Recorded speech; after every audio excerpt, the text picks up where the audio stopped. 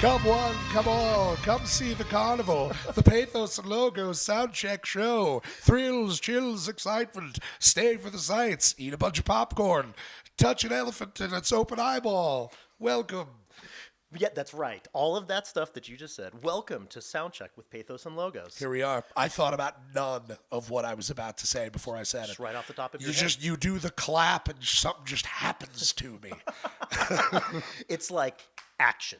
Yeah, right. And all of a sudden, I don't know why I have a Tommy gun all of a sudden. I got a Chicago typewriter.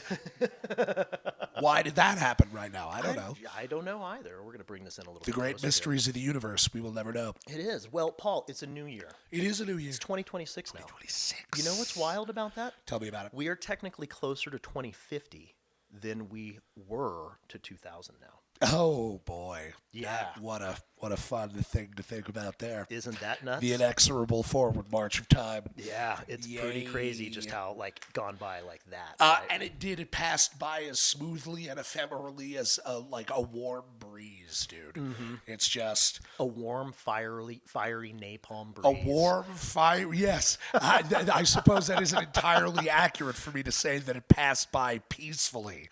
You're like, no, it's more like nuclear fire. I was thinking more like the scene from Terminator 2 where everybody's on fire and Linda Carter's hanging onto the fence. Linda Hamilton's desiccated corpse clinging to the fucking fence. Yes. Yeah. We both draw the exact same picture. Apart. That's right. So, Paul, how are you doing? Well, Kyle, I am trying to recover from laryngitis. I've had laryngitis for about 3 or 4 weeks now. Wow. It is only getting better until I start talking all the time. So naturally we're filming 3 episodes of the show today. But that's what we got to do, folks. That's what we got to do to be able to keep Soundcheck rolling for y'all. Got to make that Pathos cash. That sweet, sweet Pathos and Logos cash, dude. Yep. That just, fuck you, Ethos. You thought you were better than us? Coming to get you, dude. That's right. And just trying to find new Nirvana songs that we can cover so that we can change the words so that the internet can have another panic attack. Because let me fucking tell you, y'all getting on my last motherfucking nerve with all the dumb shit that people have been saying just because we took a couple of artistic liberties with a Nirvana song. Yeah, and I wouldn't even say that they were they. I wouldn't say they were wild artistic. Oh, they were absolutely not wild artistic liberties. But there's just been a string of people who make.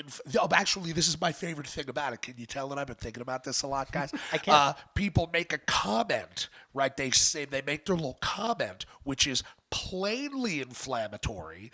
We react because that person's a dick, and then they respond to us with, you know what, buddy, good for you. I'm bigger than this. I'm stepping away from you. Like they did not make the inflammatory comment in the first place.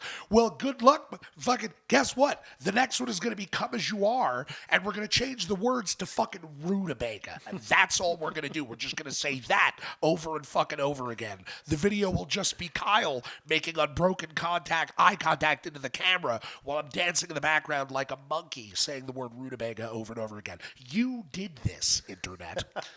So in case nobody knows exactly what Paul is going off about right now, we released a cover of In Bloom, Nirvana's classic In Bloom. Great right? song. Great song.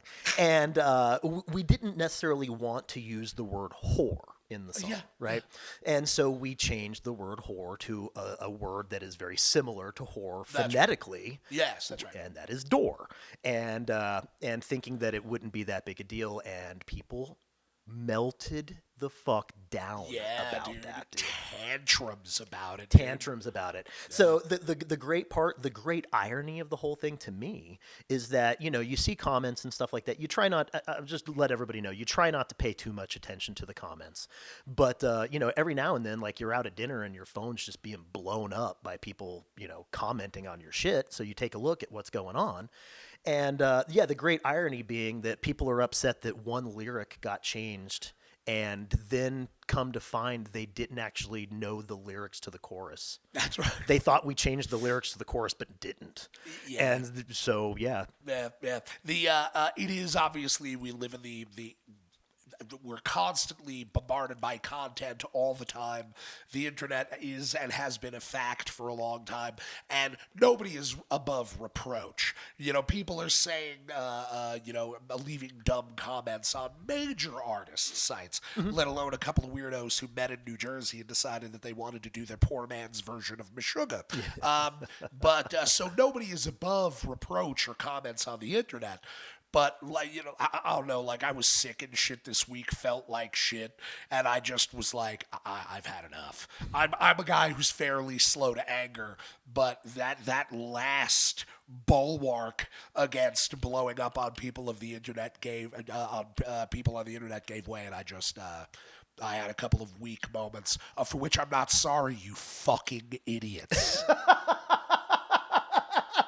For which I'm not sorry, you morally bankrupt fucking morons. Oh, man. We're going to cover the entire In Utero record, and it's going to be nothing but fart noises.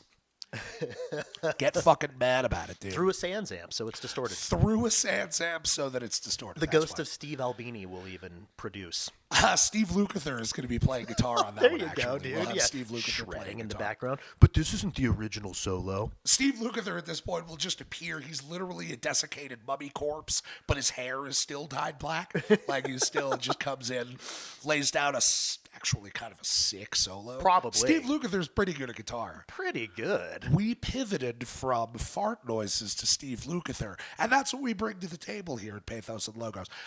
Kyle, how are you, sir? What have you been doing? What is your whole life like in the beginning of 2026? What my whole life like is in the beginning of 2026 is my wife and I got married on New Year's Eve. So we celebrated our 8th anniversary. I should know this. So you did. Yeah, we celebrated our 8th. And it's always hard because it's like, what year did you actually get married on, right? Because if you get married on New Year's, did you get married in 2017 or 2018? Technically both is what I say.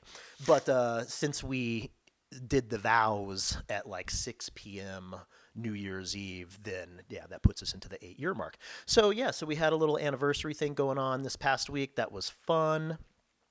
Other than that, let's see here. The cat's been sick. Oh no. Yeah. So Grizzo. Grizzo's under the weather as well. Wife's under the weather. Everybody in my family is sick. Still strong. Still strong. It's those homemade pickles you make, sir. That's what it is. Yeah. It's the it's the weird bacteria you develop from being out on the road and playing so many shows and just living in a dumpster for months. Nothing really just gets to you. Oh yeah, actually, no, you could lick a toilet seat and get a little stronger. Yeah. Actually, it's not going to do anything to you. Just be like, oh, I was missing those minerals and vitamins. Oh, that's right. Yeah. So that's what's been going on with me. Other than that, we upgraded our studio this last week. That's exactly right. Yep. So we can tell everybody we upgraded the Pathos and Logos recording studio now is outfitted with an Avalon U5 preamp and DI, which is the belle of the ball, the world's best, guitar preamp and DI, I should say. And then we are having an 1176 hand wired for us, which should be delivered here in about another 4 weeks. Hey. Yeah, 1176 compressor. So, and we use Focusrite ISA preamps already going in. So, yeah. It's pretty good rig. It's pretty good rig, dude. Add that to the distressor that we use for the vocals, and dude, we're doing all right. So, doing okay. That's what's been going on with me, man. I love it. I feel great about it. Mm-hmm. Well, I will tell you what. I feel like already after that. Far from an ephemeral breeze, but more like the nuclear fire from T2 we just described. That's it. Of what our lives have been like over the holiday season and what internet life seems to be like every single day. I think maybe it is already time for us to introduce our guest, sir. It is time. It is. The time has come. Guys, he is the owner and CEO and king and prince and champion and president of Auricular Records. Guys, it is our exquisite pleasure to bring on Mr. Justin. Yeah.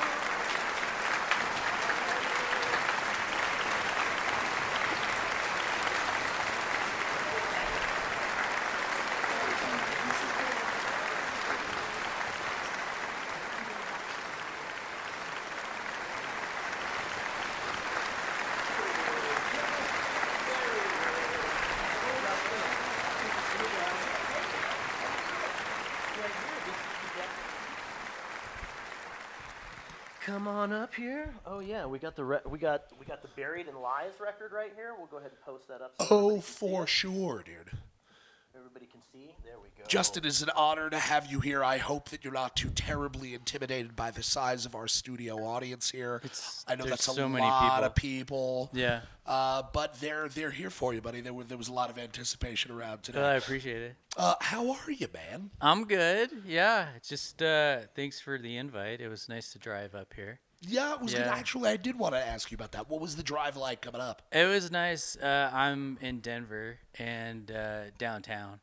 So it's like really different up here. And there's Buc-ee's is on the way here. So that's right. There's a Buc-ee's, dude. If that's like a big thing for you, you just like know it's over there. But right. Yeah. The Buc-ee's, I think, is in Johnstown, isn't yeah. it? Yeah, it is, technically right? Johnstown. Yeah, that was a big deal when it opened up, man. It's so big. It's just ginormous. I heard actually last night. What were you gonna say, brother? It's like the size of a Walmart. It's I feel like Buc-ee's, and there's like so many people there too. It's like it's really busy. I've been on the inside of exactly one Buc-ee's, dude. We were out on the road somewhere in Texas, dude, and we went on the inside of a Buc-ee's. Is it not also just straight up like a grocery store and stuff? I think you could pretty much buy anything there. Yeah, I it think is. so. It's like and then they have like it's themed after their Buc-ee's stuff. Right. Yeah. Yeah, you see a lot of Buc-ee's shirts, man. Oh, they nailed their marketing. Whoever their marketing director is, give that person a raise. Yeah, give that person a raise. They know what the fuck they're doing. Yeah, they deserve all of the money that you are paying them and more. That's why they deserve a raise. Accurate. But you know what I remember about being at that Buc-ee's? You're right. It was in Texas somewhere. It was right? Tejas, dude. Well, I think it's from Texas. I believe. Yeah, I was gonna say it's Yeah, Texas that's brand. the first Buc-ee's I went to was between Austin and San Antonio. I think is where we went. Oh, okay. Yeah. So like they have there's one in between. Oh, because it's like an hour some drive. Right. Yeah. We know that area well. We've done the drive between Austin and like San Angelo a bajillion times at this point. Many times, dude. Yeah. Austin to San An. Yeah. Did we ever play in San Antonio? We played in San Antonio, maybe as the caveat. That's right. Yeah. We played at one spot in San Antone. I remember that now. Fitzgerald's or something like that. That's right. Matt Whitleywa was on with that us. tour. Shout to Matt Whitleywa. Yeah, where you at, baby? Exactly, man. We've been messaging you, and you left us on red. Well, what's in San Antonio? There's what's the famous thing that Ozzy pissed on? Oh, the Alamo. The Alamo, dude. Yeah. Yeah. We saw the Alamo. I was going to say, that was one of the things we got to do while we were on tour. We're like, what are we going to do? No, we did not urinate on the Alamo. We intended to return to San Antonio, so we did not piss on the Alamo. Yes, that is. We would like to play there again. So. Yeah, dude, I remember we went to the Alamo, we saw the Alamo, and then we did like the river walk and just pounded margaritas. That's right. I have vague memories of being fucking blitzed at Rainforest Cafe. There you go. Rainforest Cafe. Yeah, I was so drunk at that fucking Rainforest Cafe. We were at Rainforest Remember Cafe. that shit, dude? We're so stupid. It was, yeah. Well, I like walking around there. My daughter, I remember asking me, "Is like all these people are drinking? It's amazing that no one falls into the water." Like, cause it's like right there. It's like you're just like walking on the side of it. It's amazing somebody doesn't trip and fall in, especially if everybody's drinking. And you raise an interesting point. I was like, that's gotta have happened before. It has to have happened. Once a day, maybe like once a month. Oh, yeah. What are the actual odds on that? What's the statistics? Yeah, but ChatGPT, how many people have fallen in the river walk? And then ChatGPT takes over this episode and is like, the number you seek is completely commandeers the episode. I'm sure it's not 0. Let's put it that way. I played on with a band called Swashbuckle.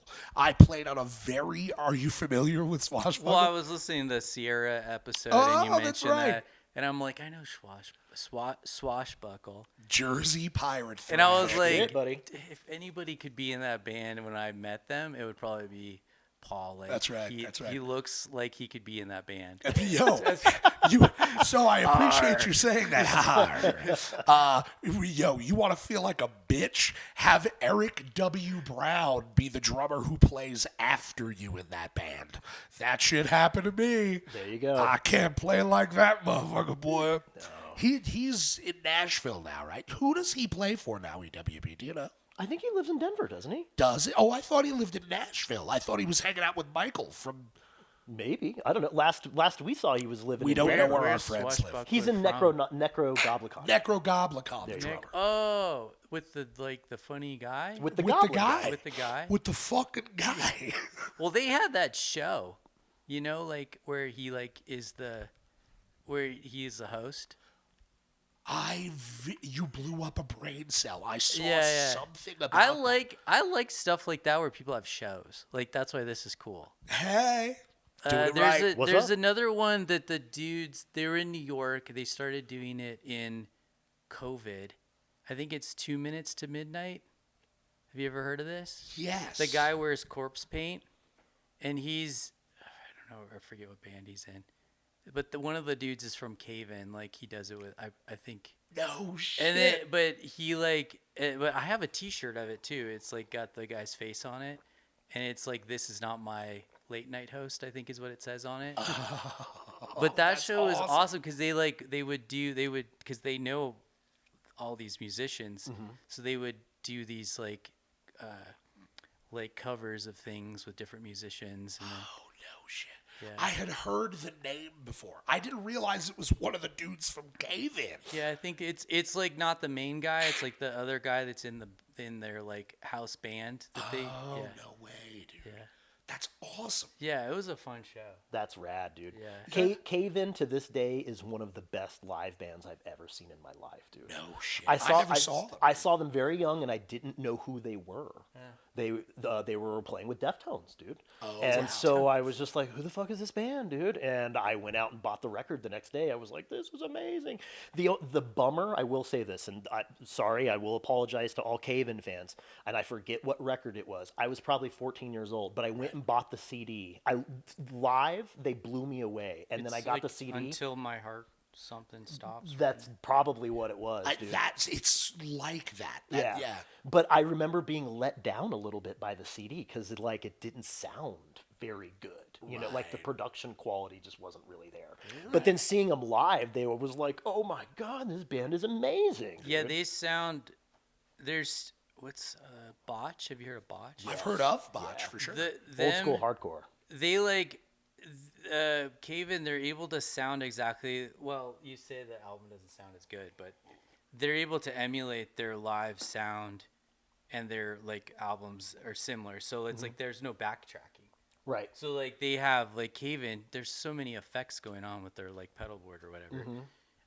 But Botch, they do this like stereo thing on their as you would in a studio. You turn off one guitar on one side, and then it all comes in the chorus or whatever, right? Okay. He does that live, which is like crazy that more people aren't doing this. So he has two cabinets, and then he just switches one off and on. Gotcha.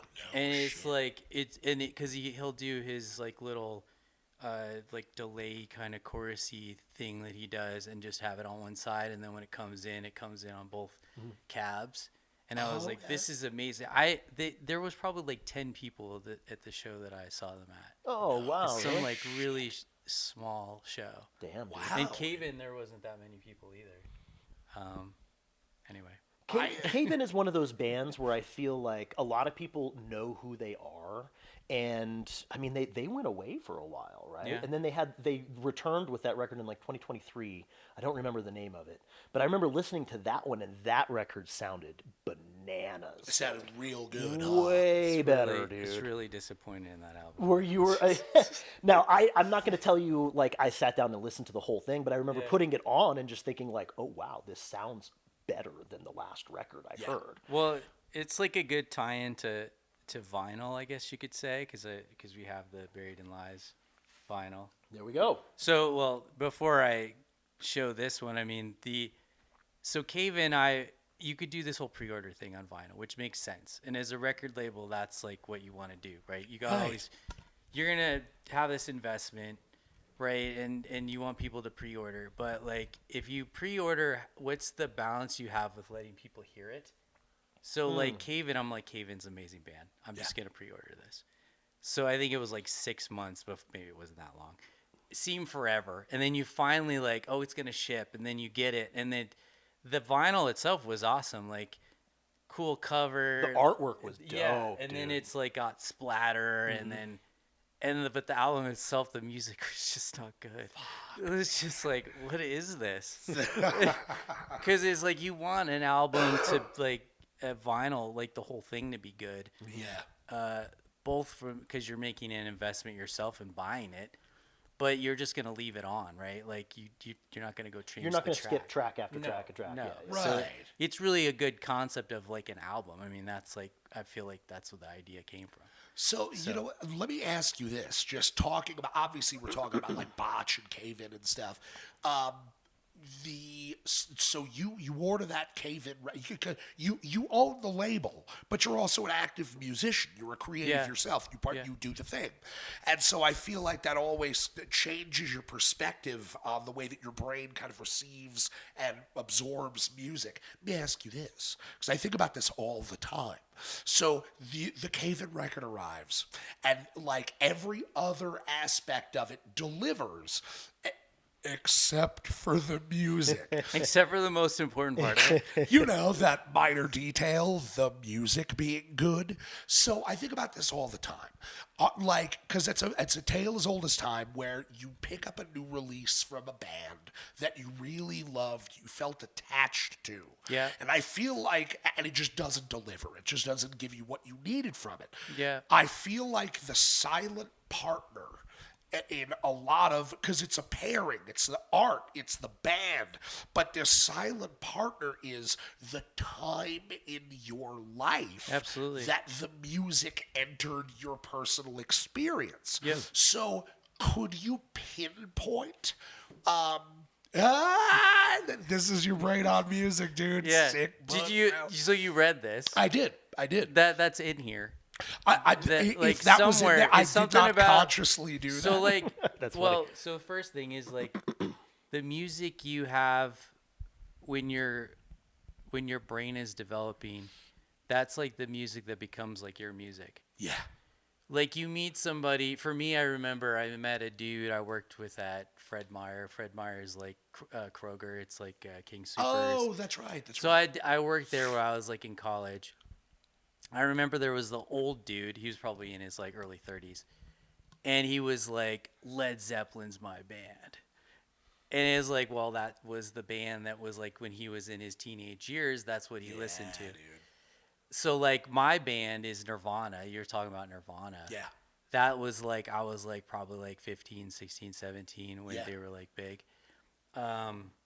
And by the way, I would pick Tourette's would be a good cover song. Love that song, dude. It's just like one of my favorite songs. That's a great song. I don't know if there's lyrics to that one. So you I can was just like, going to say, say he's just whatever making the hell you noises, want. I'm pretty sure, dude. Yeah. Dude, Kyle and I talk about this all the time. Sidebar, I forget how much of the In Utero record Kurt Cobain was just primal fucking screaming, dude. Yeah. You have like Penny Royalty, like, and Heart-Shaped Box, and then fucking Kurt Cobain just like he freaked out a lot on Yeah. that record. That was the anti-commercial record. Right, Yeah. right, you are. Yeah. Well, what were we talking about? You were talking about Nirvana was kind of your... Oh, the The bands. soundtrack of your life. Yeah. So I mean, that's like I think that would be like the first time that kind of happens for somebody. Yeah. But like, how do you recreate that later in your life? And some people, they get stuck in that, and it's like it's unfortunate, but like you just keep listening to the same thing. The reality of the science of it, which is in this book, is that becomes your ruler or like how you judge other music. Yes. So I mean, and it's just you can't really change that. It's just the way it is.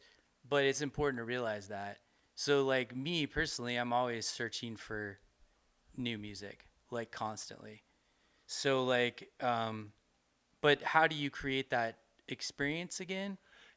And that would be like a visceral, like emotional experience. The best place to do that is like at a show, in my opinion. Yeah. So if you really want to tie an album to a show, an artist to that experience, and have it like sit and just be like, what are the top artists off the top of your head? Yeah. It's going to be the one that you went to the show and it was amazing. Yeah. Yeah. So like, and if I think recently about it, like an amazing show, and like I just keep listening to the album, and every time you listen to the album, you think about the show. Yeah. And it's just like so like, I don't know if you guys heard of Vola. Hell yeah. I was like totally like didn't want to check them out, and I was getting them. There's another band, Vola. There's another band that's way more rocky. Right. And I kept confusing them, and the other band's like not great. It starts with a V too, but anyway. You're thinking Volbeat? Volbeat, There yes, they're not great. It's not my cup of tea. So I would get them mixed up. I'd be like, okay, whatever, this sucks. So I have a good friend. His name's Christopher, but I call him Chip because that's what we called him when we were growing up. Oh, sure. So we used to be in a band together, a couple bands together. He's like, I was gonna be in Arizona. My parents live there, visit every once in a while. So I was like, hey man, I'm gonna be in Arizona. I could see that Vola's gonna play. We should go. And then I was like, we should bring my cousin too. He's like, he's turning 16, and I think he's never been to a show before. Perfect. And I was like, we need to take him to that. Yep. And so he like has kind of like taste all over the place. But when you're that age, again, that's when you're forming There's kind of a plasticity there. Yeah.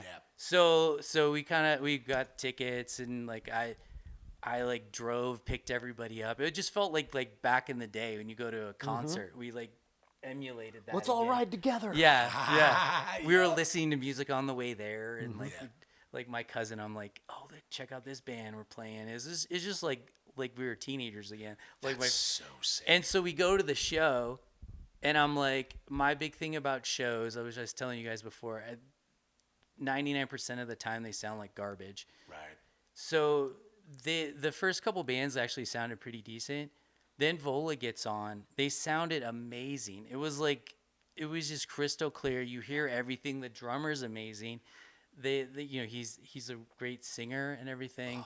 And just like it sounds just like the album, like the way they have it's just amazing. And then there's this thing that front of house engineers do that I've heard of, which I never experienced, is they know how to like actually turn the sound up gradually over a song, and you get these peaks and valleys in the actual performance. Oh, He did that on one of the songs. It's like it was the song Head On Sideways or something. And so I know that I'm not good with like names of songs and albums, but I picked that up because it was such an experience to be there. You're like feeling the music, and then knowing you have like your best friend next to you and your cousin who's like, he's probably think this is awesome.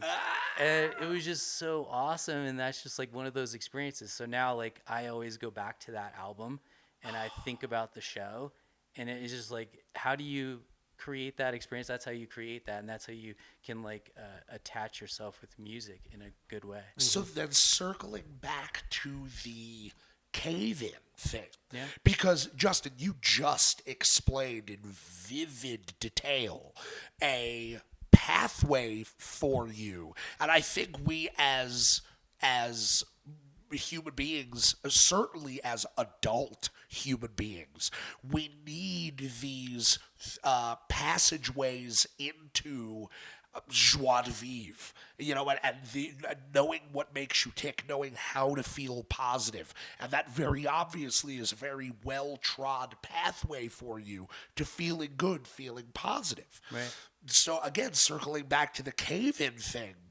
what made the actual music of it to you anemic or flat? Can you pinpoint it, or was it more just a pure vibes thing? What did not get your motor going? Well, you just said 2 points, but it would be 1 point for me. So the vibe thing is definitely a thing with me for bands. And my daughter is 15. Yeah. So I've noticed there's a thing with kids these days with music. They have this thing called vibe, like it has vibes. Oh yeah. And so that's like a thing that's, I think some bands like Deftones, there's just a vibe to There's that. a fucking vibe So there. so like they could be playing 2 chords on a song, but just the way they do it, it's just cool. And there was a vibe to Nirvana, like it's just like this kind of edge. And so Cave In kind of has a vibe. Like Yes. they do a better job of actually consciously creating it with the sounds. So they have this, I mean, I think that's the first time I ever like used the term atmospheric in like describing music as Cave In. Okay. Because they use a lot of delay and reverb. And so you get those vibes with the actual like construction of the song too. So I think when I first heard Cave In, it was different. So like when I look for bands, I mean, there's only one band on my label, but when I look for like a band, I'm looking for something that has a vibe to it. Yeah. And that is just something a little bit different. I mean, I think Buried in Lies just has like a really raw vibe to it. Oh yeah. And buddy. if you've ever seen them perform, like Tyler, he like, there was, I don't know if he would be embarrassed with me saying this, but he like the one show they played in the Springs at Vultures, Yeah. he like the last song they played, he like cried at the end, like during the song, because it was such an experience for him, like the way he wrote it and just like him experiencing it, and like he was hugging people afterwards, and like I went up to him, I was like, That's was the so most real, amazing dude. thing.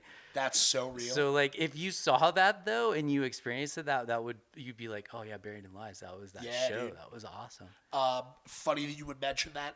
Well, I shouldn't say funny because that intrinsically, somebody having a deeply emotional experience through art, in a format like the one you just described is not funny. That's like real. I actually have a lot of respect for that. Right. That's super cool. But Kyle, what I immediately thought of was it at the end of the first Korn record where Jonathan Davis literally breaks down on the record? You know exactly what I'm talking about. Korn would be another like band for me that like was one of those bands. Yeah, But dude. yeah, he like he He like cracked like an egg at the end of the Yeah. last track, dude. Just it well, was so apparently real. Ross Robinson was like, I don't know if it's good or like it's he's taking advantage of them. And I think people have put it in different contexts. Oh, I don't think I But realized he that would there was bring that out. controversy around that. Well, he would bring that out in people. Yeah. Like there's a story like for Slipknot, he was like throwing. Maybe this is Slipknot. Maybe I'm getting it mixed up with other bands. I've heard what He's you're like talking about. throwing like planters like at them. Like I'm imagining plants like with plants in them, and he's throwing it to piss them off. Damn. Okay. But Yeah, just to kind of get him in a certain headspace, you know? Right. Yeah. Wow. The song you're talking about is Daddy. That's the last. is this the That's last right. one? That's the last That's right. song Yeah. on the first Korn record. Yeah. Yeah, that album has vibes to it too, just because but it's so different. I mean that's a good description. It's different and it's got vibes. Yeah. But then it needs to be like technically good, like in my opinion. I remember just watching a couple days ago a video. A dude does it's like Thick Riff Thursdays, I want to say is the name of the I have little not heard of that. show. That sounds relevant to my interests. So he like just basically writes a song. Like people who do this, just like writes a song like on the fly, like shit. like he uses Logic, which I like to watch people using the same DAW as me. But he was talking about how he was making a Korn song, and so he's like, I tried to find the distortion that they used on the first album, and then I tried to find the bass that Fieldy uses. But he made a comment, which is, again, he's younger, so he's like, this just sounds terrible. But it's like, that's what makes it sound good. Right. Yeah. And I think that's like the first time I heard Korn, I remember it was in a van on the way to, it was like a basketball game, and I was like the equipment manager. It was just a way to like go to places with your friends. Yeah. Right. So for the basketball team. And like somebody gave me their little CD Walkman with the CD in it, and then I listened to it. I'm like, I remember thinking, this sounds like garbage. Like it sounds so bad. But it was, part of it is like at that time, I feel like you had to like certain records that when if you had to listen to it in a good stereo to get the idea of it, Right. because it's all bassy and it's all like kind of slightly hip hoppy in that type of way. Yeah. But it just sounded so different than all the like polished stuff. Yeah. And so that's what was the appeal. Like again, even though it kind of sounded a little crappy to my ears, it like perked my interest and I wanted to hear more of it. It's funny, but like Kyle, you leave me with the impression that you were defining, even if you didn't know all of the language or the terminology, mixes essentially. That was always a big factor for you in whether you enjoyed certain records or not. Not that every record you've ever enjoyed was perfectly mixed or mastered, but that it was something that you were conscious of the whole time. Yeah. I had no such discernment at a certain point. Like, dude, one of you you'd be like, man, this kind of sounds crappy, but I sort of like it. One of my all-time favorite records is Deicide's 1992 Legion record. Okay, I'm not familiar with that. What's that? I'm not familiar with that. I have to add it to my Do list. yourself a favor. Okay. Go back and listen to the Legion record by Deicide. Justin, we're buds. I'm gonna level with you, buddy. It sounds terrible. It sounds fucking terrible. The guitars all sound like chainsaws. Yeah, isn't that like a Deicide thing? Like they have that kind of chainsaw guitar? Well, I mean, more modern Deicide records. I actually listened to a couple of more recent Deicide songs, and the production is for sure like better. Much Yeah. better. Much better. So they use the sound, but they like incorporate it into better mixing. and it's, Yeah, like, yeah, like the fits better. Deicide sonically, in terms of the way that they write music, is Deicide, dude. Mm. But that record from '92 just sounds bad. But I liked it. I just sort of blindly accepted it as part of the package. Yeah. Of it was like, oh, this record sounds like this. The fact, if it was a pop song, I might feel differently about it. But I think some part of my brain just sort of reconciled it as like, oh, in for a penny, in for a pound, you're already listening to something that is very harsh. So like, okay, well then that's just what that sounds like. It took years going by and then getting a hold of records like the Ashes of the Wake record where by Lamb of God, where you're like, oh, it can be heavy as fuck and sound good. Wait. That album doesn't sound like it. Ashes of the Wake? Yeah. Oh, really? Yeah. I think that one's definitely an improvement over. No, over but As- Sounds As- better than the Legion record, buddy. I'll tell you that. or even As the Palaces Burn, because As the Palaces Oh, Burn. that one, yeah, they kept getting better. Like, Yeah, I they feel like- definitely got better as far as production stuff goes. Well, no, but so like who said that? Like, there's a band Gatecreeper. Oh yeah, I've heard of Gate Creeper, dude. Sick I still band. haven't seen them. They're from Arizona. Too. They're disgusting. Oh, they just So so they're gnarly. they have like a unique sound though too, and they're supposedly like that same genre of like soundy. No way. I mean, you've heard? I would describe it as old school death metal. Yeah. Exactly Okay. what I would describe it Yeah. as, dude. That like like Morbid Angel from '91. Like the drums kind of sound like cardboard. Yeah. The production is more modern, right? But okay. it's like the song. I don't want to say the songs are the same. It's like a similar writing technique or style. Yeah. Jumping to like different tempos and stuff, because that was another thing of the Legion record, dude. Is they would just unapologetically like. And now everything is 23 BPM faster. Fucking deal with your life. Say something about it. We're Deicide. What are you going to do? To kind of go back on you were talking about kind of listening to albums and not necessarily thinking about it, but how I would judge them based on their production. Right. And so it got me thinking, you had made a good point of this is your brain on music, how the music that you grow up with in that kind of like teenage portion of your life is the soundtrack to your life. And you had mentioned the measuring stick, right? That everything else is measured against. That's right. Okay. So you had mentioned Nirvana. I also was a very big Nirvana fan, but I went in reverse order when I discovered Nirvana. I liked the In Utero record, which loud drums, dude, screaming. And then I remember going to Nevermind, and I was like, okay, like I don't like very like production. Yes, perfect. it to me, I was like, this isn't as good. Just personally, it's softer. It's not as heavy, Right. with the exception of like, Smells Like Teen Spirit or something like that. But then, dude, I remember going and buying Bleach, that first Nirvana record. So good. Oh, see, so this is funny, dude. I hated it What? because it sounded objectively so bad It compared was to like literally Nevermind. these dudes in their basement. Yeah, they did it for like $700 or Yeah. something, right? Oh, The no drums sound really good. I mean, I like the drums sound. Well, I guess they have its unique sound. They but- definitely have a unique, and everything is kind of like, I don't know if there's any overdubs on that record or anything like that. But to listen to that and be like, okay, I'm supposed to accept that this is the band that made Nevermind and in Utero at the same time. Right. I was just like, I'm not. I took it back, dude. They gave me my no money way. back at the CD store. They gave me my money back. Well, dude. the songwriting's interesting too, like School or something like that, where it's just like I mean, it's not even really a chord.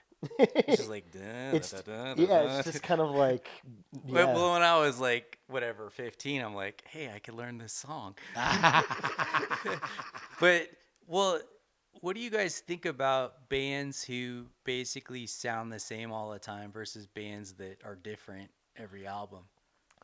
I think that there is pros and cons to it. All right. So if you're the type of band, say, the one everybody immediately thinks of is AC/DC. That's right. Everybody immediately thinks of AC/DC. They changed their sound very slightly from the beginning, and then basically once they hit, I don't know, fucking Power Surge or High Voltage, it's just never changed, right? So there is a pro to that in that your fan base, if you catch on, they're gonna stick with you forever, right? The con to that is like, look at bands like Testament, right? Or bands that were thrash bands from the 80s that could not make the leap into the grunge era, right? And a lot of those bands end up falling off, you know? Yeah. So, you know, if you stick to your guns too much, people are going to forget about you. But then again, if you're big enough and you just stick to your guns forever, you know, then people are going to love it, dude. Like if Pantera never would have changed their sound, Pantera probably would have stayed my favorite band forever. Yeah, didn't you guys talk about like hair metal Pantera in one year? Yeah. Oh, we did. Oh yeah, totally, dude. But for me, like by the time they get to the last record, what is it? Reinventing the Steel. Yeah. That's a Yeah. different sounding band, dude. Yeah. That band sounds different, dude. I feel like bands could do it in a more like it seems like it's evolving rather than it's so jarring, like so different. But like I mean, like Korn could be like kind of like that. I feel like their albums aren't so jarringly different if you listen to them in order. They did have that period where people were sort of revolting against them, though, when they put out like the EDM crossover Yeah. record. You know, Yeah. I think that they would all agree. The members in Korn would probably all agree that's probably like the lowest era of the band. Yeah, probably. Fellas. Because it's like they just have one guitarist. Yeah. It's Well, it's like yeah. a- Yeah. you're missing what's his name, Monkey. Monkey that's who was they in the had. Yeah, Head left to be Oh, in his he own like group. was yeah. saved. That's Yeah, right. that's exactly it. Yeah. It's okay. Yeah. So, I think about this all the time. It's the Metallica effect. Okay. Jeez, Okay. And I might have even said this on another show, but I'm going to say it again because I believe in it so much. Like, Metallica puts out the Black Album and they enter the realm of arena rock, right? And then they put out the Load record a couple of years later. And there was massive backlash because that was not a metal record. That was fully like a rock record. Right. And it's a good record. The songs, I think, are objectively good. But all you have to do, as far as I'm concerned, is call it a different project temporarily. And I go to the example. You're going to laugh at me. But who was the guy who wrote Friends in Low Places? Garth Brooks. Garth Brooks. Garth Brooks. Kies's album. Dude, is that the one? amazing. Chris Gaines, isn't that what he Where changed? he was Chris Gaines? Dude, he changed his entire look and put out like, I don't even Oh know. no, yeah, that was the album After Pieces, wasn't it? Yeah, like he put out a record as this alternative persona, Oh, yeah, Chris yeah, I Gaines, remember where he had like an emo swoop Yep. in front of his face and shit, and just put out a sound that was entirely different. And there were people who knew it was Garth Brooks, man, but he didn't try to force his entire base to be like, this is me now. And then he went back, and I mean, I'm not like a huge I just said his name, Garth Brooks. There you go. I was like, don't say Chris Isaac, Paul. Chris Isaac doesn't enter into it. It was a little Gaines Isaac crossover there, but then he still got to be Garth Brooks after. Yeah. It's like, you know, a lot of the, I think bands should grow and should change and should conduct experiments, but there's very real pressure of branding. People get used to, you know, this is your thing. Don't be something else. No, do be something else. If Well, you're I think that's like a know- positive of the present day of like present music is like you have the ability to experiment and it doesn't necessarily I mean we're not with like major labels, right? Right. It doesn't. So you don't have the somebody to same- say, well, you have to do this. Like you get this opportunity to experiment and like do what you want. You're exactly right about that. It's not the same level of like sculpting and policing. Yeah. You know, I was gonna say actually for you, like as a label owner, Yeah. you said that you were you like bands that like have a little bit of that originality, that novelty, and have like a vibe. Yeah. Like, speak on that. Are there other things? I know you had said you've got Buried Lies right now, but if somebody wanted to sign, what other criteria do they need to satisfy? What are you looking for? Well, I think you got to define what a record label is. Because this like Derek from Brayburn Yeah. has the same approach. I mean, basically like he helped me, basically be like, yeah, I'm gonna do this. Our idea, which is like I'm okay to change it, but we don't necessarily sign a band as you would traditionally sign a band. Okay. So like a traditional, so go back to Nirvana, right? Yeah. So they would sign like a 3-album deal or something like that. The record company would essentially own the songs. Right. And then everything they do is going toward pay back whatever, you know, initial money that the album or the record company gave them. Yeah. And then they get like a percentage of the sales, all that kind of Right. like complicated stuff. The way that like the Buried in Lies, which is like when you sign these deals, actually there's like a slight non-disclosure agreement. But so like we're not supposed to talk about it, like what the actual deal is. Right. But the idea of it is it's a licensing deal. So as they're allowing me to like produce vinyl with their music. So that's Okay. and I would imagine that's a lot of like what Derek's doing. So it's not like your traditional record label, and it kind of actually fits the term record label better because you're producing physical Literal records. Yeah. So, and then it's the same thing with T-shirts. You do see T-shirts, you put it out, and it's through the record label, but it's essentially a licensing deal. So what you're looking for is something that's pretty baked when you are looking for a band. And so in that paradigm, Yeah. so you're looking for something you just can license. Like, okay, this band's awesome. They just need that little push. Yeah. But they're essentially doing everything themselves. So like Derek likes to, and I was saying you should ask me this question that you asked Derek, but I'm kind of bringing it up already. Love it. But like, what does Derek look for in bands? What is I think his answer is usually like, I want to see that you don't need me. I think that's kind of like I believe that was his answer. that's yes. like what his answer. Yeah. Yep. So I totally agree with that. And I think part of his answer, but it's like a nice soundbite that he says that, is that you just need that little push. Yeah. So you don't necessarily need to like do everything. But I know that like the thing that I like to think I would do as a record label going forward, lots of things planned for 2026 is to just be that person that's there to like encourage you to do things. Yeah. Like we all like try to do music and stuff and get down on ourselves. Like we listen to something this isn't that great or whatever. But, and so I think like Buried in Life specifically had a couple of those moments last year. They had somebody leave suddenly from the band. And I remember just being the person to be like, you guys are awesome. Yeah. And they're just like, yeah, we needed that.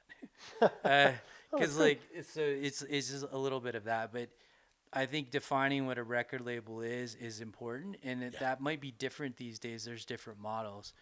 I started talking with a dude from DI Records. I'm like kind of name dropping. I guess he's moving to Denver, and so the Fell Harvest Cats are on DI Records. That's and they have right. like he has like a ton of artists on his record label. So I was like, hey, we should just talk about like how you do your stuff. Yeah. But he like clearly has a different model of how he runs things. Right. So if you're a band, like you definitely need to have your shit together essentially. And I think that being not necessarily like you do everything on your own, like you don't need me, but you have the hungry kind of attitude to just do stuff. Yeah. Like maybe you like the thing that I've started to specialize in is doing websites for bands. So that's a thing that like people don't necessarily know how to do, which it's okay if you don't know how to do certain things, but you're willing to be like, yeah, I want that website. Okay, work with me, send me all your material, and that communication back and forth to do that, like not taking like weeks to get answers on things, but showing that, I have good communication. I want to get this done. That kind of thing is really important, like with bands. So that like hungriness, that like, I want to kind of get this. I want to do something immediately now, get out there. That attitude is, I think, like really important as well. Yeah. Yeah. That's awesome. Yeah. Thank you for just laying all of that out, man. I mean, I think it's a big, the different methodologies for how to run it, defining what a record label is. Yeah. And I mean, I'm right there with you. I feel like I'm not a guy who owns a label, but if I did, that makes an immediate and intuitive sense to me of just like, you would want to attach yourselves to people who are just highly motivated. Yes. They're trying to get something done. That's the word I probably would look for. So you just said it for me. But motivation is what it's really about. And you have to realize, like, as an artist, you have like a motivation can be like a finicky thing. Yeah. Like you'll be really motivated. We talked about like the fact that I like make music too. Yeah. And I'm part of, I'm like, I think I get down on myself. My music's not that great. I think everybody probably says that. Oh, everyone feels that way, man. I'm sure that. So like because I just actually like released a song. It released today. Oh, I was like, shit. I'm gonna release it on. I was like, because I do it just as an experiment. I just do it for fun. Yeah. But I was like, let me like release it on the same day that we're doing the podcast. Oh, That's a great idea, dude. Yeah. So like, I have this one project that it's called. What is it called? I started doing all my music under Gethin. Yes. And then the project itself, and you going back to your Metallica thing, like your project thing, I like to do things in projects. So then if I just change my idea, it's just a different project. Yeah. Right. You Same idea. You bake it into the ground floor that like this is what this project does. Right. And then if somebody vibes with that and doesn't necessarily vibe with another thing, you're not trying to force people to no, this is all just one uniform, Yeah. If Kyle and I ever woke up one day and got like we had gotten hit on the head and woke up with concussions like we want to be a boy band now, and had a weird side project where we were like doing dance moves and shit, we would not call that Pathos and Logos. Surprise, surprise. We would not call that Pathos and Logos. We'd call that that's something else. Yeah, dude, Metallica nailed it when they hooked up with Lou Reed and they did the whole on the table thing, right? Like just a they different called name. it Lulu. Yeah. Right? Because I mean, they're like, oh yeah, this is going to be a completely different project, but at the same time, they didn't want that hitting the Metallica Right. name. You know what I mean? It's So, Might just have showing up learned on a the lesson there, Metallica lads. Spotify. yeah. Right. Yeah, so like this project's name's Server Redirect. Oh, that's awesome. So it's like this idea that because I have a 9-to-5 job Yeah. in corporate America that pays the bills, and so I there's all these things that happen in corporate America that are just kind of crappy and Right. capitalism bad, all that, whatever. So this is a little commentary on that. Yeah. So I have one song that came out called Rockstar, and then this newest song that came out is called Upside. Okay. And in this one, there's little skits. The dude gets fired. Oh, shit. So, but the hiring or the manager tries to make it like it's a good thing for them. So hey, you're getting Right. fired, but you'll have extra time on your hands. This is an opportunity. Yeah. When one door closes, another one stays closed. So like, and the songs are short. So like, it's like 2 minutes, but the skit is even like probably 15 seconds. So the song is not long. No shit. But the idea for me was just like an outlet to do music. Yeah. And then to be able to, and then not to spend so much time on it where it's so just encompassing with everything. Yeah. Where I can still spend time on other things. Yeah. And so so that I just, it gives me an opportunity to know what it's like to produce something. Yes. What are like, you guys are like super geeks on like equipment and stuff, and I like just know a little bit about that stuff. But it's because I'm like making music. Like you Right. just like naturally run into those things. Yeah, stuff that you have to know what it is or how it works. Yeah. Because it's not theoretical. You're doing it. You have to understand how stuff works out. Yeah, so like and it gives me this I have this thing that I do, which is, and I've taken it from my like corporate job, where I'm like a project manager, and there's this thing called agile project management. And so I use that a lot when I like talk with bands about how to do stuff and how to like Okay. be more organized. But another concept from that is experimentation. Yeah. And so I usually, the way I think about things is in like projects. Like I'm going to just do a song, that's a project. Yeah. And then I'm going to experiment with that. So I'm going to try this thing out. So this song, Upside, I got another vocalist. His name's Tyler McAllister. Okay. And he did, he's in After Eclipse is the band, which is really good. They're worth checking out. Shout to After Yeah. Eclipse, dude. It's Yeah. good. And I think they're like finishing up their album right now. But I had like a kind of a guest do that, and kind of just working with somebody to do that. He did it remotely, like so he did it at his house. He'd send me the stuff. Oh, Kinda that's go cool. back and forth. And so that was fun to like kind of figure that out. Tweak Yeah. the song a little bit based upon his feedback and all that kind of stuff. I love that. Yeah. I love that we live in an era where we can do that. Kyle and I talk about that all the time. Yeah. Just the ability to be a two-dude project. You know, the transmission of files across the internet and stuff. You could be, you make a record with somebody in like Denmark, Yeah. you know, and just, like, oh no, we've never met. Like, Yeah, he just sent me the files. that's right. Well, you all had Sierra on, That's right. so like, what's her band, Emasculator? Emasculator, dude. Oh, yeah, don't they greatest live in name. different countries? Yeah, or yeah. something? Yeah, that's true. Like their vocalist. This is where I would get really bad with stuff, because like if I was one of those people that knew like what's the vocalist on this album, all this stuff. I think she lives in like the Czech Republic or something like that. Yeah, something like that. Yeah, but Sierra, she get was- us right, homie. Yeah, Where she- does everybody live? The vocalist though was like, what was that band name? Man, I can't remember that. There was a band before that she was in that I was like super into. That's how I found out about Emasculator. Oh. And then it was like, oh, well, Sierra's the drummer for Emasculator? That's crazy. I mean, what I think of bands that Sierra has been in before, Yeah. when I first moved out here, dude, was well, no, it was the singer of Emasculator was in a previous band. Was in a previous band. Yeah. I mixed up my humans. Yeah.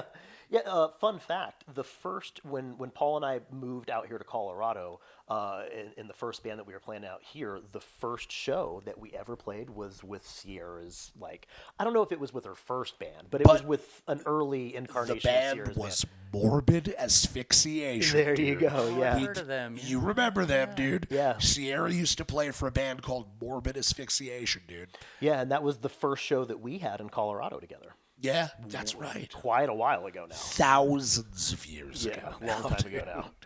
It Well, was a long Sierra time. is like a really cool person. It's like Yeah. the fact that you had her on the show is like, I'm gonna watch that episode for sure. Oh, dude, we love her. She's a great friend of ours, but just like it was also simultaneously just an honor. You know what I Oh, mean? well, yeah, for like, sure. she fucking rules, Well, dude. she like, there was what show was that? Well, Dave Otero, like you guys know Dave Otero. Oh, yeah, buddy. We would like to have Dave Otero on the show. I know that'd be sweet. He seems like he keeps to himself, but so he had a Archspire show. Yeah. And then like for some reason the shows that are here with Archspire, they end up being a bunch of Otera bands. Oh, So like it was like multiple Otera bands. I forget. It was a cattle decapitation show. oh, no shit. But Sierra was just like hanging out somewhere, and she's easy to recognize. Oh, for sure. So like I think I was friends with her on Facebook, and then I just introduced myself to her, and then she just started talking to me. I'm like, this is like a cool person. Yeah. And then I was like, oh, is like Dave here? She's like, oh yeah, he's right over there. You should go introduce yourself. I'm like, yeah, I don't know about that. But I did, and it said hi. He was really nice. That's awesome, dude. But yeah, I just always remember that about her. But it tying back to like how bands are and people are is like somebody who like responds is like really like cool and just like a good person. Like that's the type of people you want to work with, right? Yeah, dude. And it's weird how I don't know if I know a ton of bands who are just like dicks. Right. I mean, I probably just don't gravitate to those people. Right. But I think that's part of it, and I've heard that from like promoters and stuff. Is like you want to have bands that are nice and they're like cool to everybody, and they're hanging out at the show with everybody. Makes the whole night easier. Yeah. Makes the whole night easier for sure.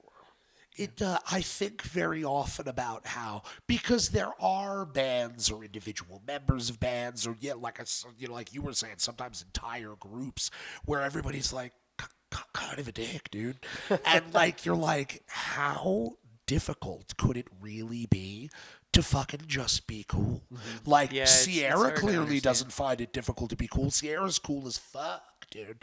But there are some people apparently, and again, everybody's like, you don't know somebody's life experience or previous social interactions or what drew them to art. Like everybody's motivations are different. I'm not defending dickishness, more just an observation of that people are different. Yeah. But just like how hard is it to be cool, Yep. And apparently it's. Be a massive turnoff. It immediately comes to mind, and I'm not going to say the name of the band, but you will know exactly who I'm talking about. But there is a particular band. Every time we play Texas, we just refuse to play with them, dude. Okay, a Texas band. You're not going to know who they are.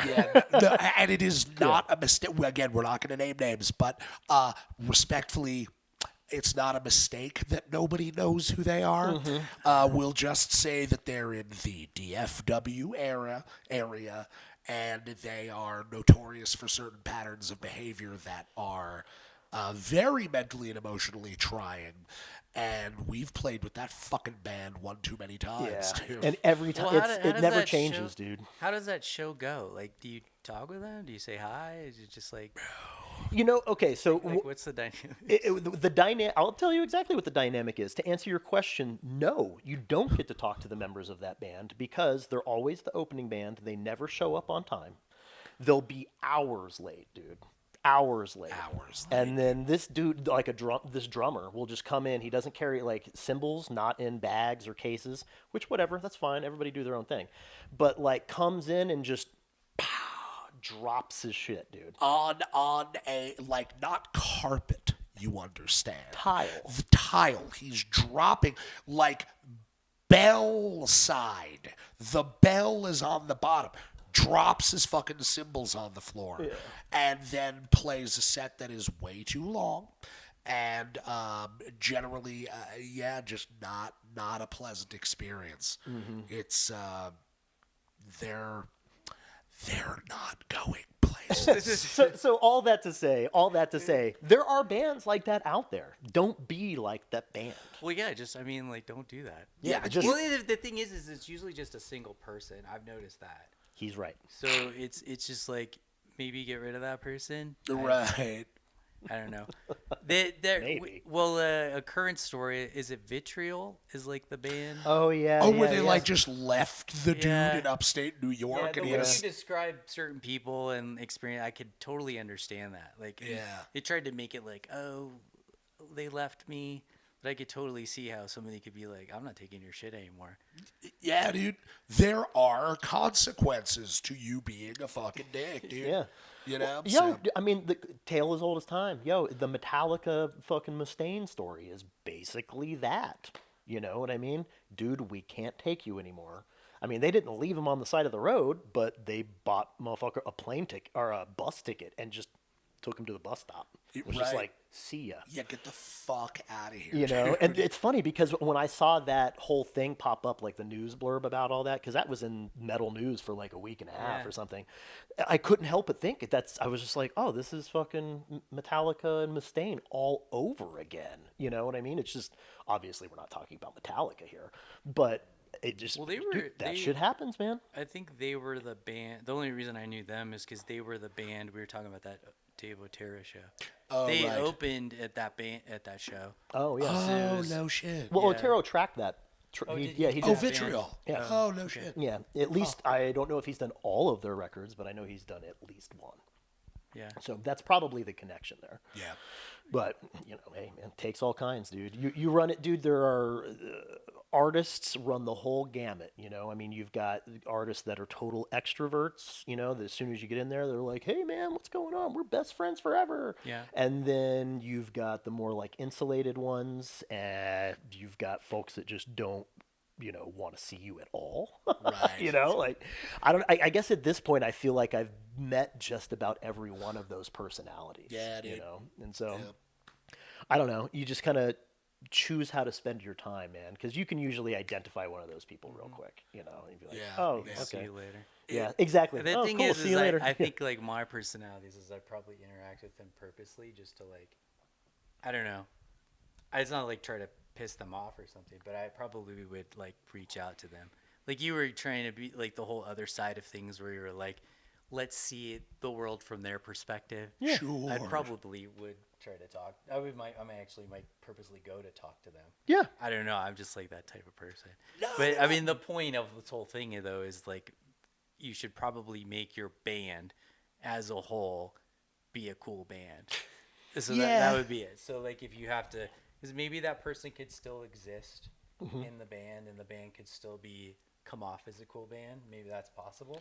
But the only way you're going to do that is if you consciously talk about it. Yeah, you've got to figure out a way to coexist. That's the, I think that was something we talked about with Sierra actually too, is like one of the hardest parts of being a band that's out on the road is finding people that you can be in a bus or a van or in a bunk with for 25 hours a day, all day, all night, all week, all month, never ending, and not want to strangle them, you know? And that's tough, dude. It's tough It's to do. tough. Yeah. You know, it's not that like everybody out there is an asshole or anything like that, but some personalities just don't mesh, you know? Yeah. At this point, in terms of a successful creative project, I am going to come on record as saying that I think the interpersonals being able to have a good time, like hanging, like, dude, Kyle and I went and saw that horror movie Good Boy about the dog, like in the haunted house and stuff. Just being able to hang out, you know, like have it be cool, being able to spend large intervals of time around one another, you know, like that stuff. I think almost not. It's not appropriate to call it outweighs how well you create together, but the amount of time you spend creating together as compared to the amount of time that you spend together, like in a car or in a van or on a bus or like, you know, making some kind of content together, you know, to promote yourselves on the internet. There's way more of that stuff that has to go right. You know, now that it isn't just music, now that it isn't just like, here's a bunch of our songs that we made. Now that like Kyle and I are ensconced in it right now, this literal endeavor that we're doing right now is a show that will be released on YouTube that will be collectively beneficial for all of us. You know, there's so much more of this. Life is content now, and you've got to not, you know, like you were saying with Sierra on the tour, you know, it can't be that like you're like hanging out with somebody for an hour and then by hour 2 you're like, I for sure want to beat this person with a tire iron. It can't be like that, dude. Yeah. Well, like you could put it into context. So another thing with my label, I had this weird idea. I still like do this. Some people think it's weird. Some people think it's cool. I have books that I give people. So I gave you guys books. Thank you for those books. We're readers, so we think that's cool. That's right. Well, here's the other one. Like Oh yeah, just to show. there it is. Lil Richie, Dickie Dawson, Dickie Dawkins. So that has been the theme of today: is not getting names right. Yes. This has just been all day. But both Paul and I are like on a, I don't want to say a cornucopia, but we are on a certain amount of like Dayquil and all that stuff today. We were he's sick. getting We're off the not sick sickness. right now, but we were sick very recently. Yeah, we are both getting over having the ick, but Well, so the thing with I just that was my idea with, but like if I ever play a show with my own music, I wanted to have like books for sale. Just like a weird idea, I guess, but not like, weird at all. dude, I was like, why not? So I have boxes of books and I only live in like a small condo, Sure. with my family, but so I have like boxes of books just in like corners. Yeah. But anyway, bringing it back, I like to bring stuff back to books and to science or to philosophy. So the whole thing with like a band is have you ever heard of the filter? I think it's called the filter effect. Have you heard of this?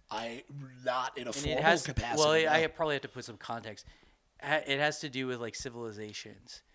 So there's certain filters that civilizations have to go through in order to be a successful civilization. Right. And it has to do with, in the universe, do you think that there's life out there?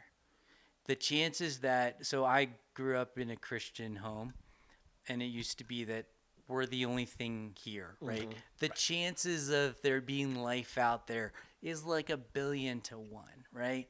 But if you start to find out that there's like trillions of stars and there's trillion, then I guess, okay, if your statement is correct, then actually there are chances to have life out there. Real chances.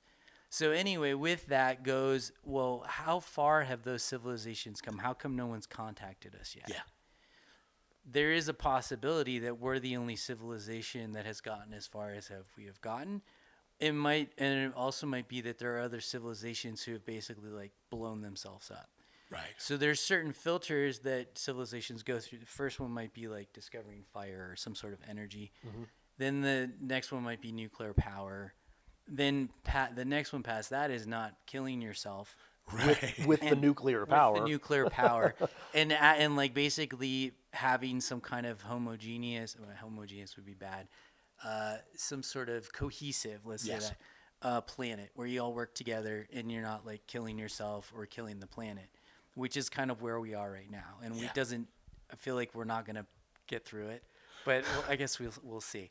But if you take that into account, there's these different filters you have to go through. And then like Neil deGrasse. Neil Tyson? deGrasse Tyson. Okay, he has made the point that maybe there are other civilizations out there, but they don't want to contact us because they don't know how that's going to go. And his point also too is if somebody contacts us, they're not going to necessarily be aggressive. They're not going to kill us because they know that the only way to be a successful civilization is to work together. Right. And so, but if you apply that to bands and to artists, there's these different filters that people go through to be successful bands. Yeah. Oh, I see. Yeah. Yes. Okay. So in I forget where I learned this at. It may have been Donald Passman's, to bring it back to books, it may have been Donald Passman's book, Everything You Need to Know About the Music Industry. Okay. But he describes it as a cogwheel system. Like the bands start out on the small cog and only certain amount of bands make it to the next bigger cog. And then only a certain amount of bands make it to the next bigger cog. And then the cog gets bigger and bigger and bigger, but bands fall off each time. And so I think the way he described it, though, was do you basically have your house in order, right? Like, Well, that's kind of what I would apply this to. We're talking about Yep. people in bands. Yeah. Is like look to that next level and see what you need to have. If you need to get rid of a person or you need to like address like a drama situation, that's what you need to do.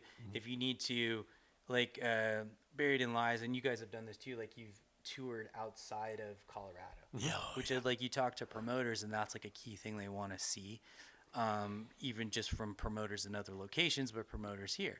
So like the ironic thing is it gets you shows locally too, right? In bigger venues. So like that's like if that's the next step, like what do you need to get there? Do you need to have like talk to you guys about how do you get your equipment in other states and stuff like that, like the logistics of it. But that's the types of things if you know there's these filters or these cogs you have to go through, look at the next one and see what the steps are and like set yourself up to do that. Yeah. And the big one, we say this all the time, is don't skip steps. Like that's a big one. Don't skip steps. Even if you find that you will have success in the short term from skipping whatever step it is, I don't know, not playing out of state or not doing this or not doing that or da-da-da-da-da. It will come back to bite you in the ass in the long run. Oh, yeah. Or like say you're at the point where you're ready to sign a record label with like a major, right? And you just decide to not have a lawyer look it over. You know what I mean? That is something that may not affect you in the near term, but in the long term, at the end of that contract, it's going to bite you in the ass. You're going to be real bummed out. So don't skip steps, guys. Don't skip steps. Don't dude. skip steps. So I've got because we've got a couple more minutes here before we'll have to wrap it up. I wanted to ask you, what do you have on deck as far as plans for 2026 for the label?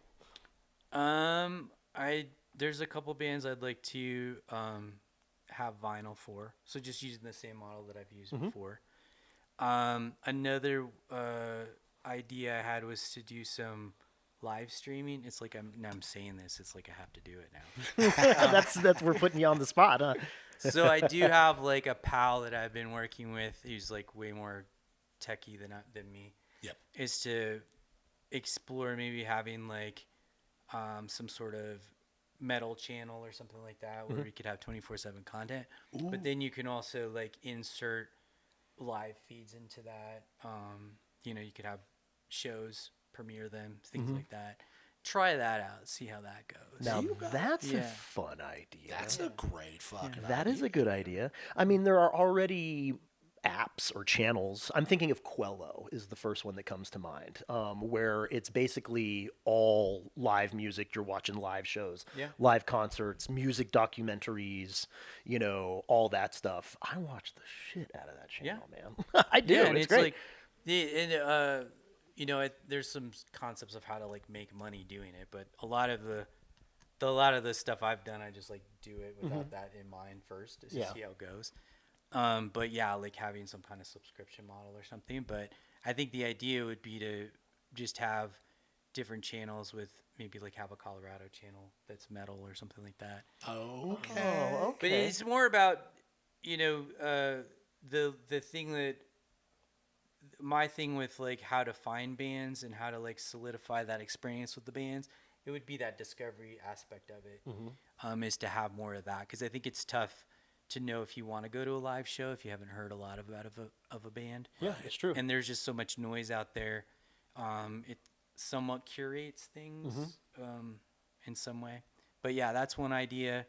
Another idea, which is an idea that I'm like been doing, it's kind of like grown really fast, is building websites for bands. Yeah, you had mentioned that. That's great. So I have a product called Auric Host, and it's essentially a service that has your traditional EPK kind of stuff, and have that so that promoters and people can see your band immediately and have all that information. Hell yeah.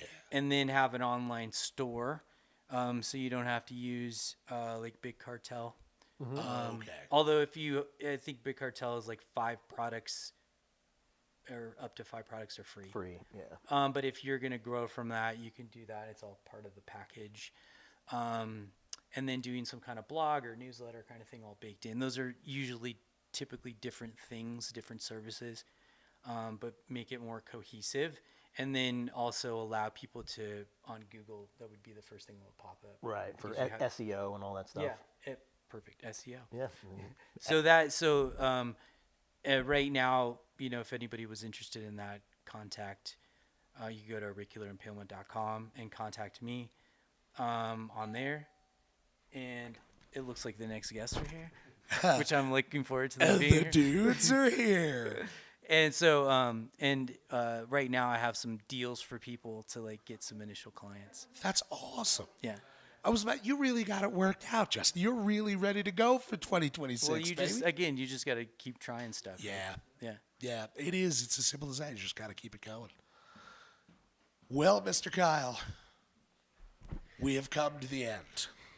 It's true. Okay, you shot out and let everybody know where to find you, right?